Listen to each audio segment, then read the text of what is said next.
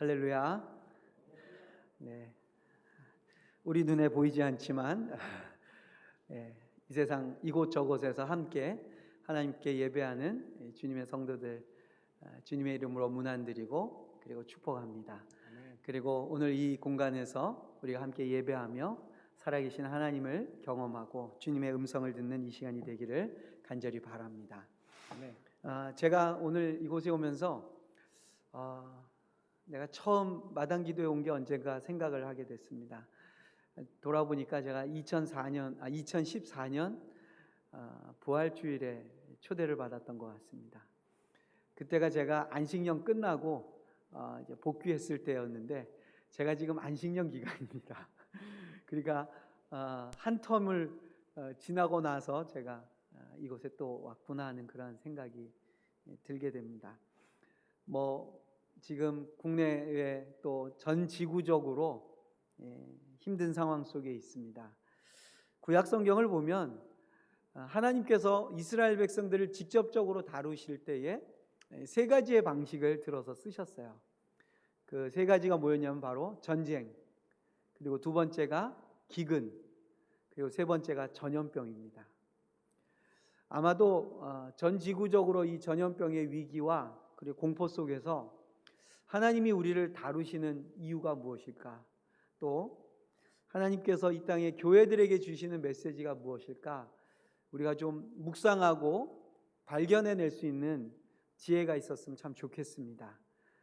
우리가 이 질병도 극복해야 되고 또 마스크도 확보해야 되고 할 일이 많이 있지만 우리가 신앙인으로서 또 하나님을 믿는 사람으로 하나님께서 이 땅에 왜 이 질병을 허락하셨는지, 그리고 이것이 우리에게 주는 의미가 무엇인지 우리가 돌아보고 그리고 영적인 지혜를 깨달았으면 좋겠습니다. 그런 면에서 제가 오늘 함께 나누고 싶은 이 말씀은 엘리야와 그리고 아합 왕의 시대에 일어난 기근의 상황에서 나타나는 오바댜라는 구약 성경에서, 신구약 성경에서 딱 한 번 등장하는 오바댜라는 이 아합 왕의 관료의 이야기를 잠깐 우리가 좀 보고 싶습니다. 이 아합 왕의 시대는 그의 선친인 오므리 시대부터 아주 극악하고 패역한 왕의 계보를 이어오고 있는 사람이었습니다. 이스라엘 백성들이 가지고 있던 여호와를 믿는 야훼 신앙을 저버리고 바알과 아세라를 섬기는 지도자들을 뽑고 그리고 강력한 군사력을 동원해서 세력을 확장하고 백성들을 힘들게 하는 바로 그 시대가 이 아합 왕의 시대였습니다. 그때 하나님께서 이스라엘 백성들에게 기근을 통해서 그들을 경계하시고 책망하시고 돌아올 것을 기대하고 계셨습니다. 그 기근이 무려 3년째가 되었습니다. 오늘 우리가 함께 읽은 18장 1절을 보면 많은 날이 지나고 제3년에 여호와의 말씀이 엘리야에게 임하여 이르시되, 이렇게 나오고 있습니다. 여러분, 기근이 3년 됐다고 생각할 때 여러분 그 상황이 어떻겠습니까? 아마 가장 밑바닥의 인생으로 모두가 다 떨어져 버렸을 겁니다. 오늘 우리 이 본문을 보면 심지어는 왕조차도 살아가는 게 쉽지 않은 그런 상황에 빠져 있습니다. 우리가 만약에 이 전염병이 3년을 갔다고 생각해 보십시오. 아마 전 지구적인 재앙이고 우리가 기초적인 생활을 한다는 것이 불가능한 큰 재앙 속에 아마 빠질 것입니다. 바로 이 시대가 그러한 시대였습니다. 이 시대에 하나님께서 드디어 엘리야를 통해서 비를 내리겠다라는 그 말씀을 하시고 그리고 이스라엘 백성을 구원해 내시는 하나님의 계획을 시작하고 계십니다. 근데 여기에 아합 왕도 등장하고 엘리야도 등장하는데 우리가 그 이전에 보지 못했던 한 인물이 등장하는데 바로 오늘 이 본문의 주인공처럼 나오는 이 사람, 아합 왕의 관료인 오바댜라는 사람입니다.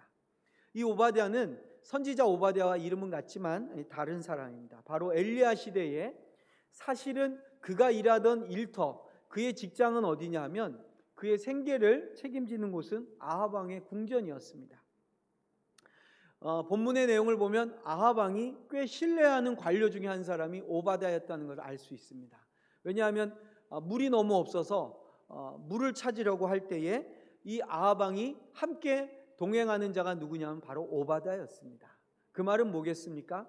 왕이 물을 찾기 위해서, 샘의 근원을 찾기 위해서 다닐 때에 옆에 데리고 다닐 수 있는 신뢰할 만한 부하, 신뢰할 만한 그의 충성스러운 신하가 누구였느냐? 오바댜였다는 것입니다.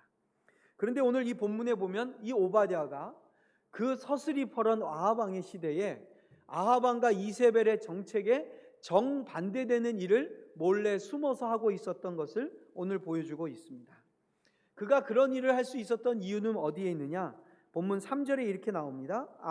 아합이 왕국 맡은 자 오바댜를 불렀으니 이 오바댜는 여호와를 지극히 경외하는 자라, 이럽니다. 그가 이 일을 할 수 있는 이유는 뭐냐? 용기가 있어서, 또는 대단한 전략이 있어서, 뭔가 자기가 후세의 출세를 위해서, 그게 아니고 그가 이 위험한 일을 할 수 있는 이유는 단 한 가지였습니다. 그가 하나님을 경외했기 때문입니다. 여러분, 우리의 신앙의 출발이 어디에서 나오느냐? 우리의 믿음이 어디에서부터 출발하느냐는 굉장히 중요합니다. 우리가 정말로 하나님의 백성으로, 하나님의 사람으로 살아갈 수 있다는 그 가장 깊은 내면의 동기와 이유는 하나님을 경외하는 그 경외함으로부터 시작된다는 것입니다. 그 하나님을 신뢰하고 하나님을 경외한다는 믿음이 얼마나 중요하고 의미 있느냐 하면, 그가 일하는 그의 일터의 최고의 지도자인 아합 왕이 그렇게 죽이려고 하고 그렇게 진멸하려고 하는 선지자들을 숨어서 100명씩이나 키워내는 일을 하는 게 오바댜의 삶의 목적이었습니다. 여러분, 우리가 사람 한 사람 키우는 것도 쉬운 일이 아닙니다. 성인이 돼서 가정을 꾸리고 자녀를 얻고 4인 가족을 꾸려나가는 게 이게 보통 일이 아니더라고요. 여러분, 이렇게 위기가 닥치니까 어떻습니까? 우리가 기본적인 생활하는 것도 보통 일이 아니었다는 것을 알게 돼요. 근데 여러분, 이 기근의 때에 물이 마르고 먹을 것이 없고 곡식이 떨어져가는 이 시대에 자기 한 가족 챙기고 살아가는 것도 쉽지 않은 이때에 오바댜는 무슨 일을 했느냐? 선지자 100명을 그것도 굴에 숨기고 50명씩 두 때의 선지자들을 떡과 물로 그들을 먹이고 키우고 있었다는 사실입니다. 우리는 열왕기상에 아합 왕의 시대에 엘리야의 치적과 엘리야의 놀라운 능력들은 잘 압니다. 그가 갈멜산에서 어떠한 기적을 행하고 그가 비를 내리게 하고 그가 그 시대를 구원하는 선지자의 역할을 한 것에 대해서는 잘 압니다. 그러나 이렇게 잠깐 나타났다 사라지는 오바댜 같은 사람들은 우리의 관심 속에 사라져 있습니다. 그러나 여러분, 잊지 마십시오. 하나님의 놀라운 일에는 엘리야 같은 사람도 있지만 오바댜 같은 사람도 필요한 것이에요. 더 놀라운 건 뭐냐 하면, 이 엘리야가 그 놀라운 비를 다시게 내리게 하기 위해서 왕을 만나야 되고 왕 앞에 나가야 되는데, 그 일을 결국에는 연결시켜 준 사람이 누구였느냐? 바로 이 오바댜였습니다. 왕과 함께 물의 근원을 찾아 나선 오바댜가 길에서 누구를 만나냐면 엘리야를 만나게 되는 것이죠. 그리고 그 엘리야와 아합 왕의 만남을 주선한 게 누구였냐면 바로 오바댜였습니다. 한국 교회는 정말 놀라운 지도자들이 많이 있었습니다. 하나님께서 정말 귀한 말씀의 종들을 세우셨고, 교회를 변화시키고 교회를 새롭게 하고 교회를 부흥시키시는 수많은 말씀의 종들을 세우셨습니다. 그러나 여러분, 우리가 잊지 말아야 될 사실이 있습니다. 시대를 구원하고 새로운 우리의 이상과 비전을 제시하는 주의 종들도 있었지만, 그 속에서 오바댜처럼 몰래 숨어서 하나님의 사람들을 키워내고 기근의 때에 하나님의 선지자들을 키워내는 이름 없는 신앙인들이 또한 있었다는 사실입니다. 하나님의 일에는 전면에 나서는 공식적으로 드러나는 사역을 하는 엘리야 같은 사람도 있어야 됩니다. 그러나 오늘 오바댜의 모습은 어떻습니까? 그의 사역은 드러날 수 없는 사역이고 그의 사역은 공식적일 수 없고 그가 하는 하나님의 일은 숨어서 몰래 하는 사역입니다. 드러내서 하나님의 능력을 보여주고 하나님의 심판을 시행하는 엘리야가 있지만 또한 그 시대에 숨어서 비공식적으로 다음 세대의 지도자를 키워내는 오바댜가 있었다는 사실입니다. 오늘 우리 이제 한국교회 하나님께서 숨어서 하나님의 사람들을 키워내는 오바댜를 하나님이 찾고 있다고 저는 믿습니다. 우리 사랑의 교회는 제가 대학부 시절에 우리 오카노 목사님이 쓰신 책을 열심히 읽었었습니다. 그 당시에는 그 책 제목 자체가 센세이셔널했습니다. 지금은 사실은 그 표현도 우리가 조심스럽게 쓰지 않는 표현이지요. 평신도라는 말이. 교회는 다 목회자 또는 교회 지도자인 장로 뭐 이렇게 중심으로 움직여가는 그 시대에 오카노 목사님이 한 사람 한 사람의 깨어있는 성도들이 제자가 될 때에 하나님의 교회가 새로워진다는 것을 말씀하셨습니다. 그 정신이 아마 지금도 이 마당 기도에 모여 예배하는 여러분들 속에 그대로 남아있는 줄로 믿습니다. 우리가 공식적인 사역을 해야 될 때가 있습니다. 우리가 드러내고 우리가 보여주고 능력을 나타내야 될 때가 있습니다. 그러나 또 어떨 때는 또 어떤 사람은 보이지 않는 곳에서 숨어서 신분을 가리고 하나님의 일을 해야 될 때가 있습니다. 오바댜는 그 일을 묵묵히 해냈습니다. 이것은 사람들이 알아주는 사역도 아니고요. 인정받을 수도 없고요. 누가 드러내서 칭찬해 줄 수도 없는 사역입니다. 아니, 오바댜는 그 일을 드러내고 하려고 하는 마음도 없었습니다. 그의 위치와 그의 삶의 자리가 그 일을 드러낼 수 없는 곳이었습니다. 지금도 우리들의 일터와 우리들의 삶의 자리에서 우리가 하나님의 이름을 또는 예수의 사랑을 드러내지 못하고 숨어서 해야 될 때가 있습니다. 어찌 보면 안타깝고 속상하고 마음껏 소리 질러서 복음을 증거하고 싶지만은 이름 없이 빛도 없이 때로는 아무도 알지 못하는 그곳에서 하나님의 일을 해야 될 때가 있다는 것입니다. 또 하나 오바댜의 사역은 어떻습니까? 그의 외적인 사역은 그가 모시고 있는 아합 왕의 통치를 돕고 뒤따르고 도와주는 일입니다. 그가 표면적으로 해야 될 일은 왕의 일을 돕는 일입니다. 왕궁에서 왕궁을 맡은 자로 살아가는 것이 그의 공식적인 일이었고 직업이었습니다. 그 일에 있어서 오바댜는 소홀하지 않았습니다. 오바댜는 하나님을 경외하는 자였지만 그가 섬기고 그가 모시고 있는 아합 왕을 옆에서 잘 보필하고 그의 일과 그의 업무에 있어서 탁월함을 보여준 사람이 오바댜였습니다. 그렇기에 기근의 때에 아합 왕이 곁에 두고 함께 샘의 근원을 찾아 나설 때에 데리고 간 사람이 오바댜였다는 것을 우리가 알 수 있겠죠. 그의 외적인 사역은 왕과 함께 물의 근원을 찾는 일을 하는 행정관료의 일을 그가 감당하고 있습니다. 그러나 그가 드러내지 못하고 있는 그에게는 또 하나의 내적인 사역이 있습니다. 보여줄 수 없고 드러낼 수 없는 사역. 그 사역이 무엇입니까? 이 기근의 때에 모두가 배고파하는 이때에 누군가를 숨어서 드러내지 않고 그리고 하나님의 선지자들을 먹이고 입히는 일을 하는 그의 내적인 사역이 그에게 있었다는 것이죠. 우리는 오늘 종교의 자유의 시대에 살고 있습니다. 제가 드러내놓고 복음을 증거할 수 없는 선교지에 가본 적이 있습니다. 그곳에서 선교사님들의 사역은 어떠냐? 공식적으로는 드러내놓고 선교할 수 없어요.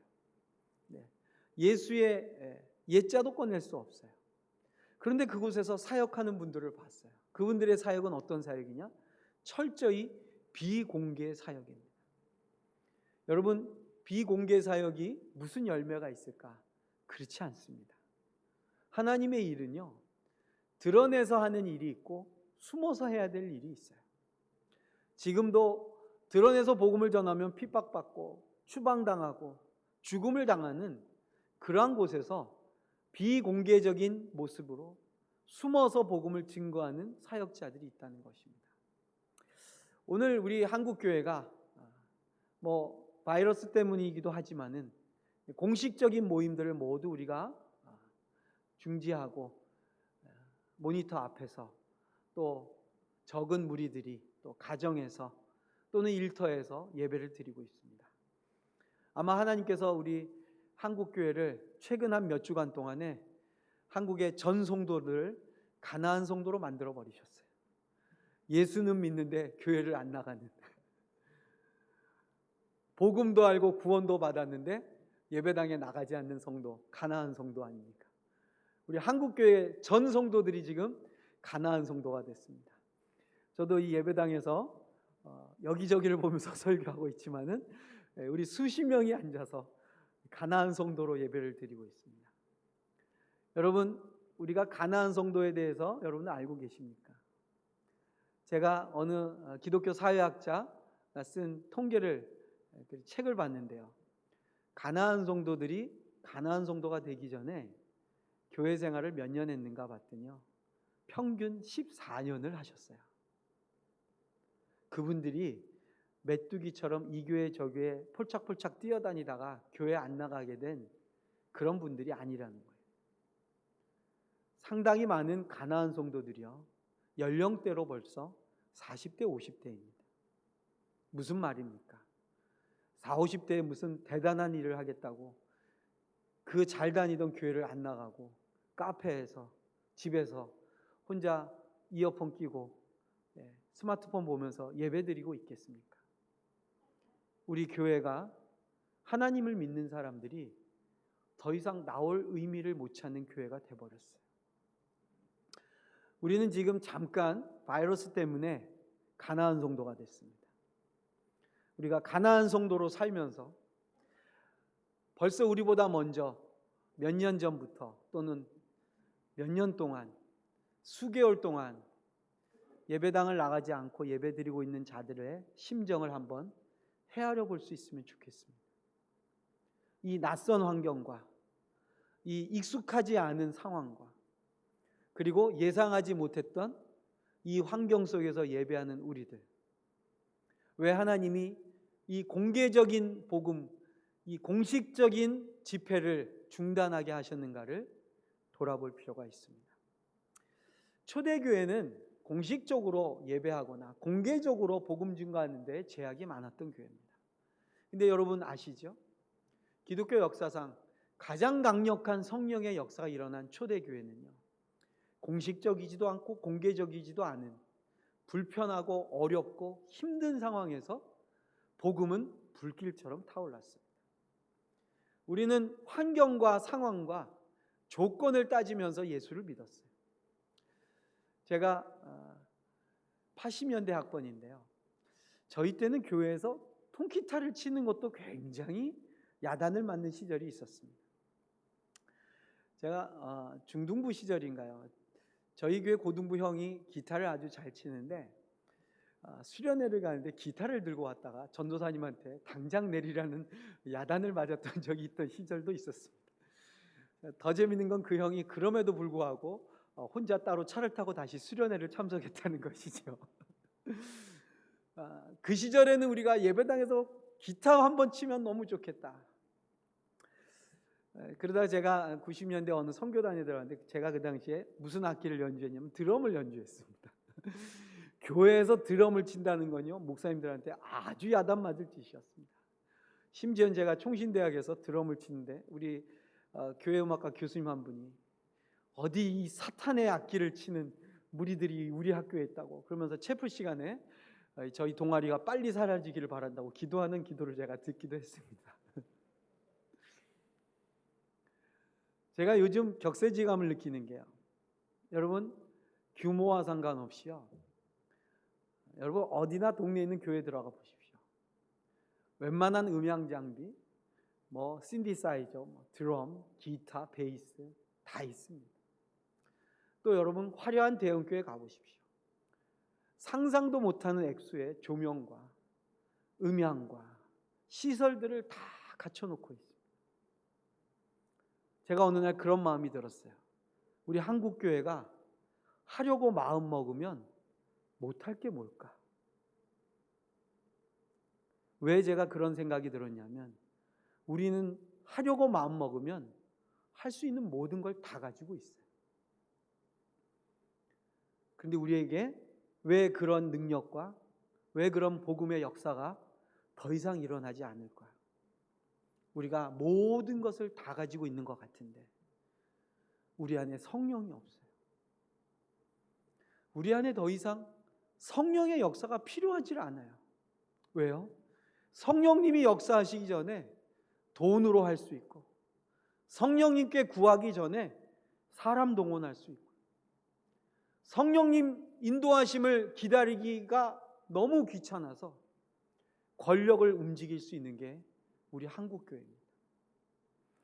어쩌면 오늘 우리는 이 텅 빈 예배당에 모여 있습니다. 그리고 우리 가운데 많은 성도들과 교우들은 가정에서 모니터 앞에서 때로는 스마트폰을 들고 예배를 드리고 있습니다. 이제 우리의 신앙이 이 비공개적인 그리고 이 비공식적인 환경 속에서 우리의 믿음이 어떤 믿음이었는가를 하나님께서 점검하는 시기가 아닐까 생각됩니다. 우리 안에 여전히 아합의 세력 앞에 무릎 꿇는 사람들이 나올 것이고요. 이세벨의 폭정 앞에 도망 다니는 자들이 나올 것이고요.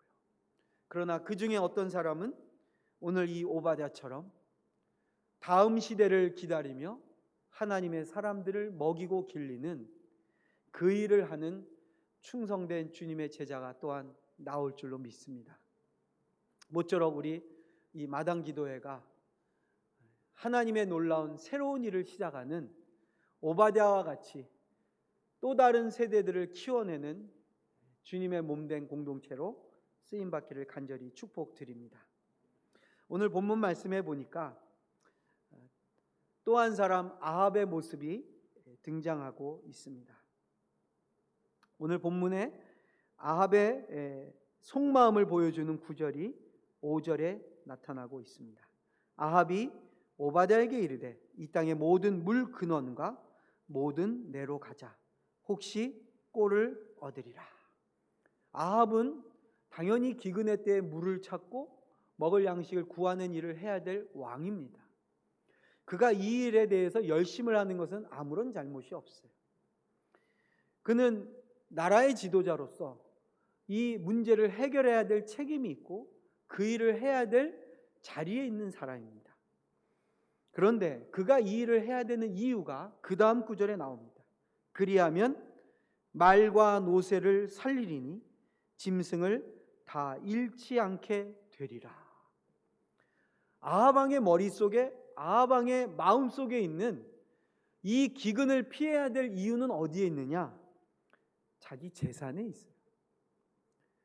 그가 지금 끝까지 붙잡고 있는 것은 무엇이냐? 말과 노새를 살려야 된다는 거예요.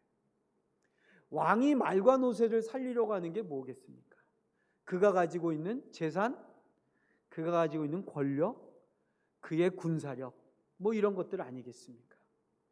아합 왕의 머릿속에는요, 굶주리고 있는 백성들에 대한 마음이 없어요. 아합 왕의 마음속에는 이 기근의 원인과 이 기근을 주신 하나님을 찾는 믿음도 없어요.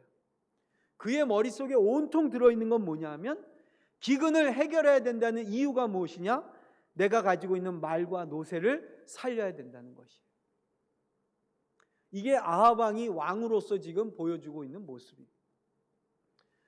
여러분, 우리가 하나님의 사람으로 이 세상에서 살아갈 때에 우리의 세상에서, 우리의 일터에서 우리가 이 일을 해야 될 이유가 어디에 있습니까? 수많은 사람들은 잘 살기 위해서 일을 합니다. 부자가 되려고 일을 하고요. 또는 유명해지고 싶어서 직업을 갖고요. 또는 영향력을 끼치기 위해서 그 자리에 올라가려고 합니다.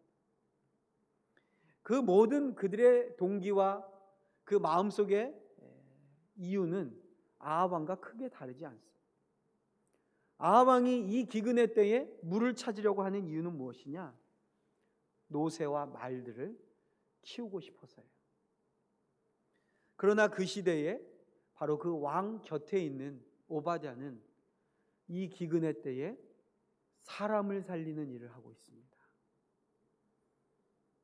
교회는 건물이 아니고 공간도 아니고 제도도 아니고 조직도 아니라고 우리가 그렇게 많이 알고 있지만, 그리고 교회는 바로 하나님의 백성, 성도의 모임이라고 우리가 신학적으로, 신앙적으로, 교리적으로 잘 알고 있지만, 우리는 기근이 닥치면 놓치는 게 사람이 아니라 돈이고, 잡으려고 하는 게 영혼이 아니라 자리고,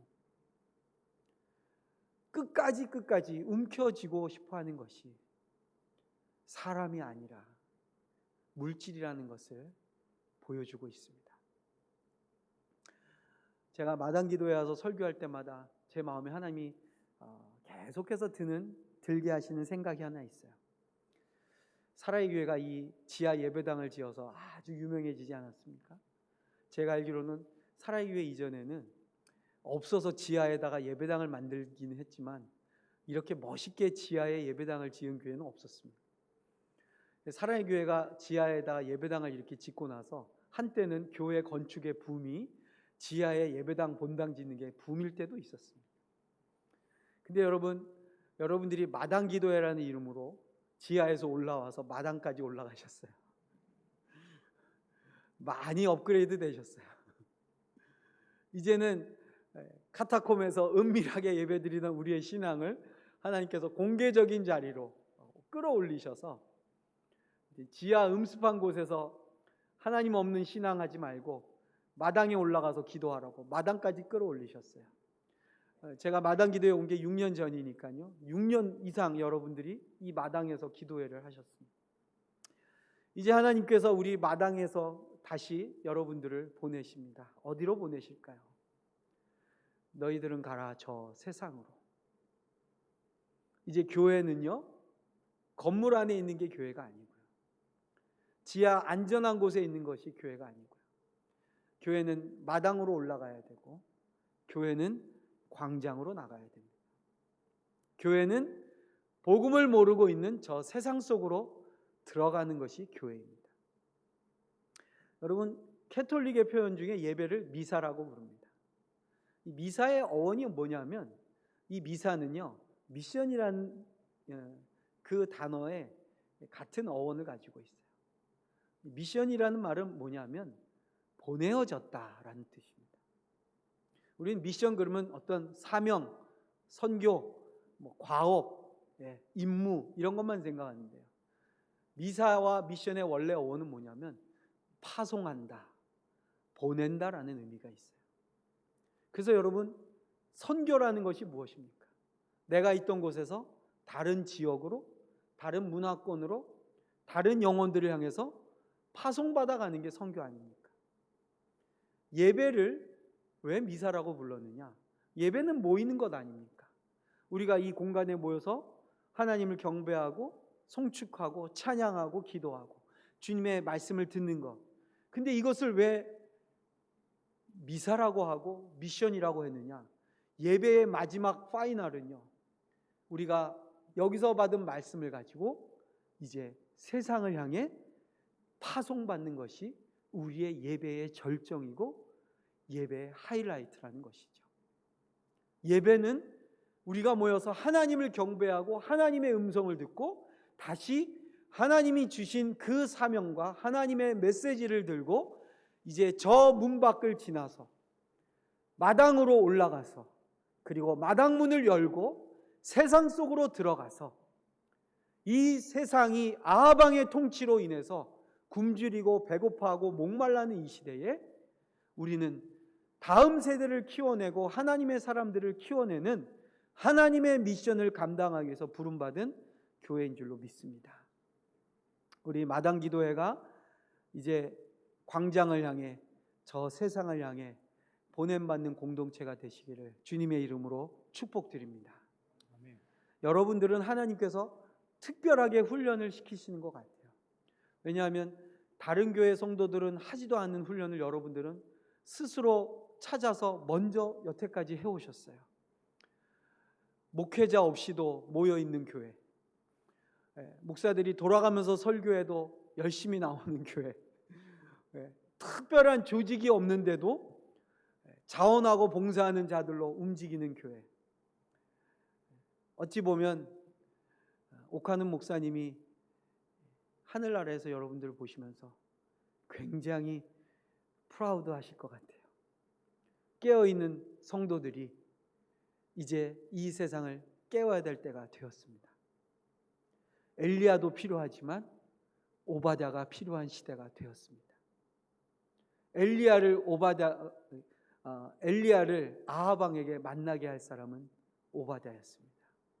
그는 이 두 세계, 악함과 재앙과 저주의 시대에 한 발을 담그고 구원과 하나님의 회복의 시대에 한 발을 담그고 있으면서 이 세상을 다시 회복시키는 일에 가교의 역할을 했습니다.